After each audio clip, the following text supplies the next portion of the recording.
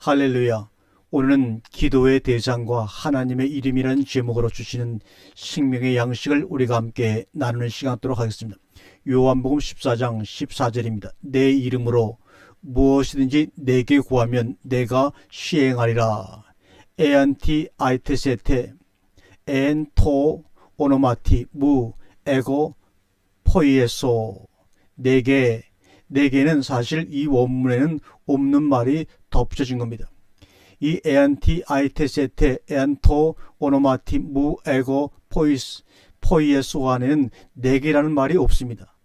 다만 우리가 개혁성경을 번역하면서 덧붙여줌으로써 인해서 오해를 불러일으키게 하는 첨가로 인한 오역의 전형적인 유형입니다. 그러면 기도의 대상은 누구인가? 요한복음 14장 14절 위의 구절은 표준 원문에는 없는 내게라는 말이 덧붙여짐으로써 많은 혼동을 우리에게 그동안에 오랜 세월 동안 일으키고 있었습니다. 개혁성경의 위의 번역은 마치 하나님의 아들이신 주 예수 그리스도께서 우리의 기도의 대상이신 것처럼 말하고 있습니다. 그러나 주님께서는 우리의 기도의 대상은 하나님 아버지라고 마태복음 6장 9절에 분명히 가르치셨고, 그에 따라 주님의 승천 후에도 제자들은 항상 하나님 아버지께 기도를 드렸으며, 성경 어디에도 예수 그리스도께 직접적으로 기도한 내용은 나오지 않습니다. 따라서 표준 원문에는 내게라는 말이 없이 다만 나의 이름 안에서 무엇을 구하면 내가 시행하리니 라고만 되어 있는데, 이는 요한복음 15장 16절에서 내 이름으로 아버지께 무엇을 구하든지 다 받게 하려 함이라는 말씀과 일치가 되는 말씀입니다. 기도란 주님의 이름 안에서 아버지께 간구함으로써 주님께서 아버지 하나님의 뜻에 따라 우리의 간구하시는 것을 이루어 주시는 것이라고 정의할 수가 있습니다. 여기서 우리의 기도의 대상은 하나님 아버지이신 것입니다. 우리는 하나님의 자녀로서 아버지이신 성부 하나님께 기도를 드리는 것입니다. 한편 주님은 하나님의 아들로서 우리와 연합하여 우리를 하나님의 자녀가 되게 하여 주시는 분입니다. 주님의 이름으로 기도한다는 말은 엔토 오노마티 무 내 이름 안에서, 즉 주님의 이름 안에서이며, 그 뜻은 주님과 연합하여 주님과 하나가 됨으로써 하나님의 자녀가 되어서라는 뜻입니다. 즉 하나님의 자녀가 됨으로써만이 아버지이신 하나님께 기도드릴 수 있으며, 아버지께서는 자녀의 기도이기 때문에 들으신다는 뜻입니다. 그렇다고 해서 우리가 주님께 기도드리는 것이 절대로 잘못되었다는 말은 아닙니다. 주님은 하나님의 아들로서 역시 하나님이시므로 우리의 경배의 대상이시며, 또한 우리가 주님께 기도드릴 수도 있는 것입니다. 그러나 우리가 주님께 기도드릴 때는 주님의 이름으로 기도드릴 수가 없다는 말이죠. 주님의 이름으로라는 뜻은 다시 말하지만 주님과 연합하여 하나님의 자녀가 되는 원리를 나타내는 말이므로, 주님의 이름으로 주님께 기도드린다는 말은 모순이 발생하기 때문입니다. 그래서 미국의 목회자들의 기도를 들으면 로드 주님께 기도드릴 때는 기도를 마칠 때 주님의 이름으로라는 내용이 없이 그냥 아멘으로 끝납니다. 우리나라에서는 기도할 때 기도의 대상에 대한 명확한 구별 없이 하나님 아버지와 주님을 섞어 부르면서 기도하는 것을 많이 봅니다. 그리고 기도를 마칠 때는 아버지 하나님께 드리는 기도와 주님께 드리는 기도의 구분 없이 항상 In the name of Jesus, 주님의 이름으로 드린다고 하는 것이 보편화되어 있는 것 같습니다. 이는 우리의 섬기는 대상이신 하나님을 정확히 알지 못한 데서 기인하는 일종의 독단적 신앙이라고 볼 수가 있습니다. 이를 위해서는 여러분 호세아 6장 3절과 4장 6절의 말씀을 참고해 보시면 좀 더 이해가 될 줄로 압니다. 주님께서 분명히 가르치셨는데 가르친 대로 따르지 않고 자신의 소견대로 신앙생활한다면 하나님과 무슨 관계가 있을 것입니까? 우리는 우리의 섬기는 대상이신 하나님을 정확히 알고 또한 정확히 불러야 함이 마땅합니다. 주님의 가르치신 바에 의하면 하나님은 우리의 아버지이시기 때문에 우리는 하나님 아버지라고 부르는 것이며, 하나님의 아들로서 역시 하나님이신 예수 그리스도는 우리의 주님이 되시기 때문에 우리가 주님으로 불러야 하는 것입니다. 성경에서 주님은 곧 하나님을 뜻하는데, 구약에는 하나님 아들이신 예수 그리스도께서 계시되지 않으셨으므로 성부 하나님 말을 주님으로 불렀습니다. 그러나 그리스도가 예언될 때는 주님 역시 주님으로 불려졌습니다. 구약에서도 예수 그리스도를 주님으로 알기 전까지는 성부 하나님만을 주님으로 불렀습니다. 그러나 예수 그리스도께서 주님으로 인정되시며 또한 주님이신 예수님께서 우리가 하나님의 자녀인 것과 하나님을 아버지라고 부르도록 가르쳐 주신 후에는 하나님께 대하여 단지 아버지라고 부르고 아들이신 예수님만을 오히려 주님으로 부르게 되었어요. 그러면 우리의 신분이 종에서 자녀의 신분으로 바뀌어지게 된 것입니다. 즉 주님의 가르침 이후에는 자녀라면 하나님께 아버지라고만 불러야지 유대인들처럼 아직도 하나님을 주님이라고 부른다면 이는 하나님을 기쁘게 하시기는커녕 하나님의 뜻을 거역하는 것이며 또한 주님의 가르침을 무시하는 행위가 되고 만다는 사실을 명심하시기를 바랍니다. 그래서 요한복음 15장 15절에서 이제부터는 너희를 종이라 하지 아니하리니 종은 주인이라는 것을 알지 못함이라. 너희를 친구라 하였느니 내가 네 아버지께 들은 것을 다 너희에게 알게 하였음이라고 하심으로써 우리를 종의 신분에서 확실하게 풀어주셨습니다. 이는 또한 우리 편에서 원해서 되어진 일이 아니라 하나님께서 일방적으로 그렇게 하셨다는 것을 알아야 합니다. 그래서 고린도후서 6장 18절에 너희에게 아버지가 되고 너희는 내게 자녀가 되리라 전능하신 주의 말씀이니라 하셨느니라. 즉 우리가 아무리 하나님을 아버지라고 부른다고 해서 하나님의 자녀가 되는 것이 아니라 하나님께서 우리를 예전의 종의 신분에서 양자의 신분으로 바꾸어 주심으로써 우리는 졸지에 하나님의 자녀가 되었다는 말입니다. 우리가 종의 신분에서 해방되어 하나님의 양자로 입적된 사실이 분명하고 하나님께서는 이제는 다시는 주님이라 부르지 말고 아버지라 부르라고 하시는데도 불구하고 아직도 아버지신 하나님을 주님, 주인님이라고 부르고 있다면 그러고도 하나님의 자녀라 자격을 유지할 수 있겠습니까? 따라서 하나님을 거침없이 아버지라 부르기가 왠지 죄송스럽게 느껴져서 때로는 주님이라고 부르는 사람은 자신이 아직도 하나님의 자녀가 되지 못했음을 시인하는 것입니다. 우리가 하나님의 자녀가 되었다는 사실은 또한 하나님의 아들이신 주님의 형제가 된 것입니다. 주님은 우리와 형제가 되었다는 것을 부끄러워하지 않으시고 우리를 형제라 하실 뿐만 아니라 친구도 되어 주셨습니다. 하나님의 가족관계를 보면 하나님을 아버지로 두고 주님은 참 아들로서 우리의 맏형이 되시며 우리는 하나님의 양자들로 입양되었으므로 주님의 동생들인 것입니다. 그러면 이제는 구속의 주님에 대해서 한번 살펴봅니다. 그럼에도 불구하고 예수 그리스도께 대하여 왜 항상 주님으로 부르고 있는 것인가 그 말입니다. 하나님의 아들이신 예수 그리스도는 2000년 전 우리와 똑같이 연약한 육신을 입고 이 땅에 역사적으로 오셨습니다. 예수 그리스도께서는 아버지 하나님의 뜻에 순종하여 자신을 희생제물로 드려 인류의 구원 사역을 이루시고 부활 승천하심으로써 하나님의 아들이요 곧 하나님이신 것을 확실히 증명하셨기 때문에 우리의 구속의 주님이 되셨다는 의미로서 항상 주님으로 부르는 것입니다.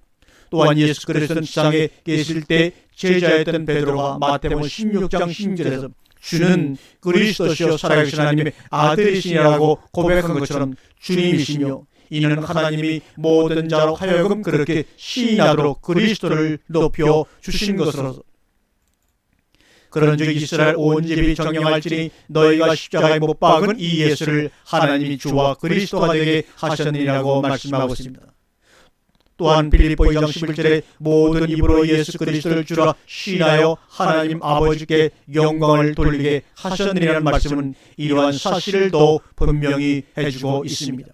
따라서 예수 그리스도를 구속의 주님이라는 뜻으로 주님이라고 부르는 것입니다. 주님이 우리를 아무리 형제나 친구로 삼아주신다고 해도 주께는 우리가 함부로 형님이나 친구라고 부를 수 없는 하나님의 어미가 분명히 있으십니다. 우리가 영원한 하나님 나라에 가서 하나님 아버지와 주님과 더불어 살게 될 그때에는 주님을 완전한 형님으로 부를 수 있게 될지도 모르나 지금 우리로서는 주님으로 부를 수밖에 없는 겸손을 가지고 있어야 합니다. 그러나 성부 하나님께서는 우리의 자녀됨을 인하여 반드시 아버지라고 불러야 한다는 것이 하나님의 뜻이며 주님의 가르침입니다. 그래서 사도 바울은 그의 모든 서신에서 반드시 하나님을 아버지라고 부르고 예수 그리스도를 주님으로 호칭을 합니다. 바울은 로마서부터 빌레몬서까지 10성을 이르는 그의 서신의 모든 인사말에서 단 한 번의 애도 없이 그렇게 호칭하고 있습니다. 또한 야고보서와 베드로 전서에도 마찬가지로 호칭하고 있는 것을 볼 수가 있습니다. 이를 볼 때 신약에 와서 주님은 예수 그리스도만을 가리키며 성부 하나님께는 아버지라고 부름이 명확하다고 하겠으며 제자들과 사도들은 모두 그러한 사실을 알고 하나님께 대한 호칭을 정확하게 사용한 것입니다. 그러나 아직도 하나님을 아버지라 부르지 못하는 자들이 있으니 그들이 바로 유대인들인 것입니다. 그들은 아직도 자신들만이 하나님의 백성이라는 선민의식을 버리지 않고 있으면서도 하나님을 부를 때 아버지라고 부르기는커녕 하나님의 이름을 부르는 것조차 불경스럽다 하여 하나님을 나의 주님이라는 뜻의 아도나이라고 호칭을 합니다. 그것은 그들이 아직도 아들이 되지 못하고 종의 신분에 머물러 있다는 것을 스스로 증명하는 것에 지나지 않습니다. 그런데 기독교인 중에서도 유대인들처럼 기도하는 사람이 많은 것은 안타까운 노릇이 아니라고 할 수가 없습니다. 주님이 오셔서 우리와 연합하심으로써 우리를 하나님의 자녀로 만들어 주셨는데도 아직도 하나님을 완전한 아버지로 부르지 못하고 때로는 주라고 부른다면 하나님 아버지와 주님께서 얼마나 안타까워 하시겠는지 여러분 아시는지요? 한 번 아버지가 되신 하나님은 영원한 아버지일 뿐입니다. 유대인들처럼 아직도 하나님을 아버지라고 부르지 않고 계속해서 주라고 부른다면 신약에 속한 자들이 아니라 구약에 속한 자들이라고 할 수 있을 정도의 어리석음을 저지르는 셈이며 하나님께서 그렇게 부르는 자를 다시 종의 신분으로 격화시킬지도 모르는 것입니다. 또 어떤 사람들은 기도할 때마다 여호와 하나님이시라고 호칭하는 것을 들어보게 되는데 이는 구약의 유대인들도 아니고 신약의 그리스도 아닌 아주 특이한 부류에 속하는 사람들입니다. 왜냐하면 오늘날 유대인들은 더 이상 여호와라고 하나님의 이름을 부르지 않고 있으며 특히 신약에서는 하나님을 여호와라 이름으로 부르는 예가 단 한 번도 없기 때문입니다. 오직 여호와의 증인이라는 단체에 속한 사람들만이 아직도 하나님을 여호와라 부르고 있으면 그들이 하나님의 온전한 자녀가 아님을 스스로 입증하는 셈이라고 할 수가 있습니다. 이번에는 하나님의 이름이란 무엇인가에 대해서 한번 깊게 깨달음을 갖겠습니다. 이름이라고 하는 것은 사람을 비롯한 모든 사물간에 서로에게 서로를 특징지어 구별하도록 하기 위한 수단으로 사용하는 것이므로 모든 것을 창조하시고 만물에 이름을 부여하신 하나님께는 이름이라는 것이 존재할 필요가 애초부터 없는 것입니다.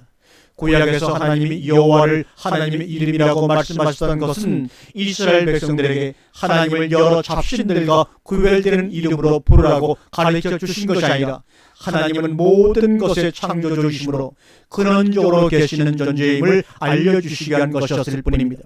한편 이름을 헬라어로는 오노마라고 하는데 알다라는 뜻의 동사 기노스크에서 유래한 말로서 우리말이나 영어에서처럼 단순히 사람을 구별하기 위하여 부여하는 것이 아니라 어떤 대상에 대하여 구체적으로 아는 것을 뜻할 때 오노마라는 이름을 사용합니다. 즉 하나님의 이름이란 하나님을 무엇과 개별하는 개념이 아니라 하나님을 안다고 하는 개념으로 파악해야 합니다.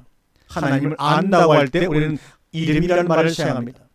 즉 출애굽기 3장 15절에서 처음으로 알려주신 여호와라는 하나님의 이름은 히브리어로는 에호와 또는 예흐바입니다. 이는 영어의 비동사 유사한 하야 동사의 미완료 형태에서 나온 말로서 나는 스스로 영원히 존재한다 라는 뜻을 가지고 있는 말입니다. 그런데 히브리어는 원래 자음으로만 이루어졌기 때문에 후에 모음교를 덧붙여 읽게 된 하나님의 이름 여호와의 현재 발음은 사실상 불명확하다고 볼 수가 있습니다.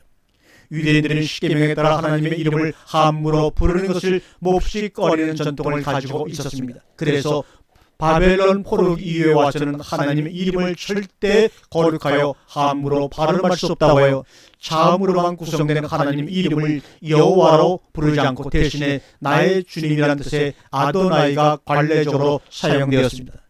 여호와라고 하는 하나님의 이름은 또한 하나님의 속성들과 결합하여 합성어의 형태로 사용되고 있습니다. 이는 여호와 이레, 여호와 니시, 여호와 샬롬, 여호와 라파 그리고 여호와 삼마 등이 있으며 이외에도 여호와 메카데심, 여호와 치드케르 그리고 여호와 로이 등이 있습니다.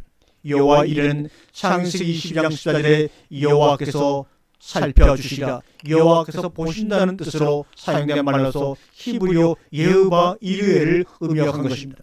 다음 여호와 니시는 여호와는 나의 깃발이라는 뜻으로 에와 니시의 음역이며 이스라엘이 르비딤에서 아말렉 족속을 이긴 사실을 기념하기 위하여 모세가 세운 제단에 붙인 이름이 바로 여호와 니시입니다. 다음은 여호와 샬롬은 여호와는 평강이라는 뜻으로 예후바 샬롬으로 익히는데 하나님께서 기드온에게 오브라에서 이스라엘 백성들을 구원하는 소명을 주신 후에 두려움을 떨쳐 주셨음을 기념하여 단을 쌓고 지은 이름으로 되어 있으며 다음에 여호와 라파는 출애굽기 15장 26절에 나는 너희를 치료하는 여호와임이라는 나에서 나오는 말로서 예흐바 라파는 여호와는 치료하신다는 뜻입니다. 다음에 여호와 샤마는 에스겔 48장 35절에 그 사면의 도합이 1만 8천 척이라 그날 후로는 그 성읍의 이름을 여호와 샴마라리라 해서 회복된 이스라엘 성읍의 이름으로 사용되는데 히브리어로는 예흐바 샤마로 여호와는 거기 계시다는 뜻입니다. 이는 포로 상태 이스라엘 백성을 해계시켜 회복하시겠다는 하나님의 뜻을 표현하는 것으로 신약에서 마태복음 1장 23절에 임마누엘 즉 하나님 우리와 함께 계시다는 말과 일맥상통하는 말이 여호와 샴마입니다.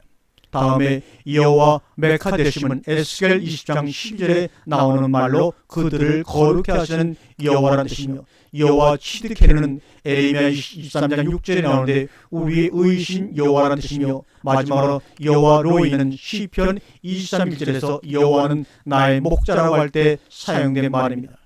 이와 같이 구약에서는 하나님의 이름을 여호와로 알려주셨지만 하나님의 이름이 여호와인지 아닌지가 중요한 것이 아니라 하나님의 이름에 담긴 뜻이 창조주를 의미하는 스스로 계신 분이라는 것이 중요한 것입니다.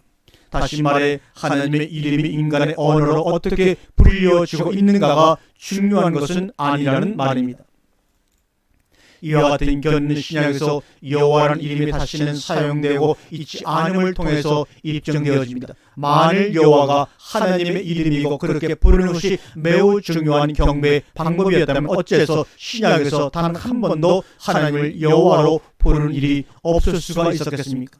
주님께서는 제종의 신분에서 풀려난 하나님의 모든 자녀들에게 이제부터는 하나님을 여호와로 부르지도 말고 주님으로 부르지도 말며 오직 아버지라고만 부르라고 가르쳐 주셨습니다. 한편 성령님이시라고 하면서 성령을 직접적으로 칭하며 기도하는 사람도 있는데 이는 역시 또한 잘못된 기도를 하고 있는 것입니다. 성령과 삼일체 하나님에 대해서는 요한일서 5장 7절에 오역을 따르면서 말씀을 드리겠으나 우선 여기서 분명히 말해둔 것은 성령께 대하여 직접적인 호칭으로 부른 사례는 성경에 단 한 군데도 없다는 것입니다. 그럼에도 불구하고 굳이 성령께 대해서도 별도의 경배와 기도를 드리겠다고 하는 사람들은 자신의 그러한 신앙이 도대체 어디로부터 나온 것인지도 모르는 채 비성경적인 신앙행위를 하고 있는 것입니다. 오늘날 잘못된 신앙들이 구체적으로 어디서부터 나온 것인지를 정확하게 아는 사람은 없을 것입니다. 그저 다른 사람들이 그렇게 하니까 그런가 보다 하고 따라간 것이 오늘날 신앙의 현주소를 만들어낸 것입니다. 인간의 상상력과 추론은 성경에 전혀 없는 많은 사상을 만들어 내었고 어느새 그것들은 진리인 양 자리 잡은 채 많은 사람들로 하여금 그것들을 따르도록 하게 하고 있음을 봅니다. 그러나 신앙의 기준은 반드시 성경에 근거해야만 합니다. 그렇지 못할 경우 사람들을 잘못된 신앙으로 몰고 간다는 것은 분명합니다. 끝으로 다시 한번 말씀을 드리고 강조하지만 우리는 우리의 섬김의 대상이신 하나님 아버지와 우리 예수 그리스도에 대하여 정확한 지식을 가지고 있어야 하나님과의 올바른 관계를 정립할 수 있다는 것을 명심하고 신앙생활하기를 주님의 이름으로 권면을 드립니다. 아멘.